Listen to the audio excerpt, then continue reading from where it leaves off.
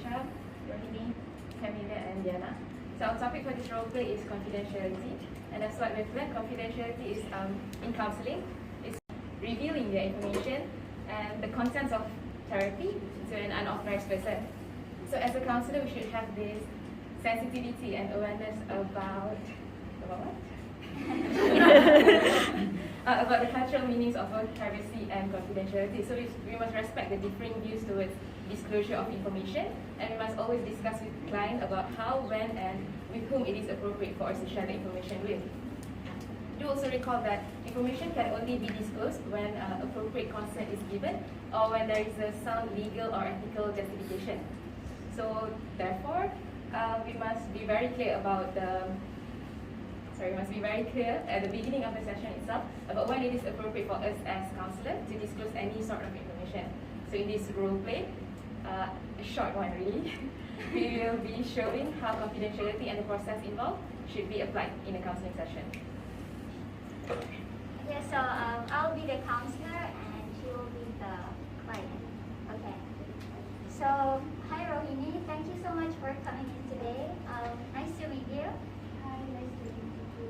Yeah, so may I know, is this your first time attending a counseling session? Yeah, I think it was talk to someone that I did. Okay, that's all right. So usually in a counseling session, it is very common to feel uncomfortable or probably awkward, especially at the first session. But don't worry, I believe that you'll get used to it slowly. Yeah, okay, so I just want to clarify, have you received a copy of the informed consent form that I emailed you last week? Yeah, I read. You probably went through it? Yeah, okay, so if you don't mind, I would like to go through the informed consent form for a bit in this first session. Is that fine? Yeah. Okay, so the main thing that I want to highlight for today is about confidentiality.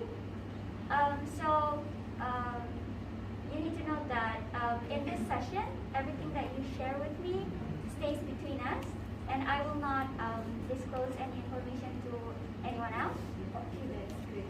Okay, but however, there are some conditions where I have to break confidentiality to protect you. Okay, so basically, the first condition is if you tell me that you would want to hurt yourself or harm yourself, then I have to break confidentiality by informing your close friends or family to protect you, to keep you safe.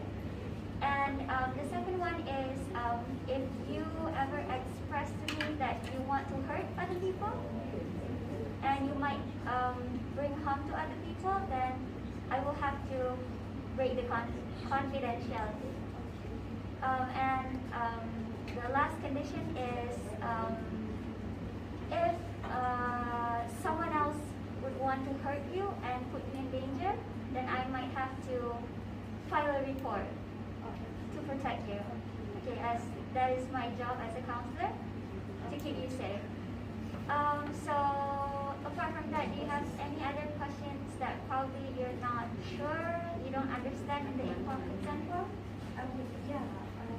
Can I access my records and files before my therapy session? For the record, you can access your files, but I do have to request the files, and it depends on the situation. If there are like ethical justifications that you need that file, then you can access that file. Do you have any other questions? No, it was fine. Okay. Before we start our counseling session today, will you sign this informed consent form? Yeah, sure.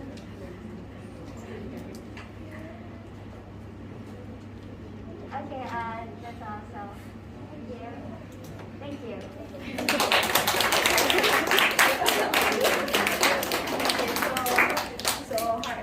So thank you everyone for paying attention to our role play for small group. So as you can see, everything presented just now in the role play was based on the American Counseling Association, which is the ACA, under Section B, Confidentiality and Privacy. So the main component that is brought through the role play is the informed consent. So it is important for the therapist to issue an informed consent before the session starts so that the client can go through and read some components in the form. So during the session, it is important to mention about the informed consent, mention some important aspects of the consent form, and also highlight some important parts of it for the client to know. And then let the client know the exceptions of the informed consent form. For example, in what cases it is necessary to break the confidentiality. Q&A session can be also requested by the client. And then after the client has understood everything on the informed consent form, it is important to include the signature of both the client and therapist as a proof of approval. So overall, the role play is trying to bring out an idea that confidentiality is an important component in counseling, and as a result of this, under normal circumstances, no information is allowed to be disclosed to anyone, including any third party, without the client's clear and written authorization. Thank you.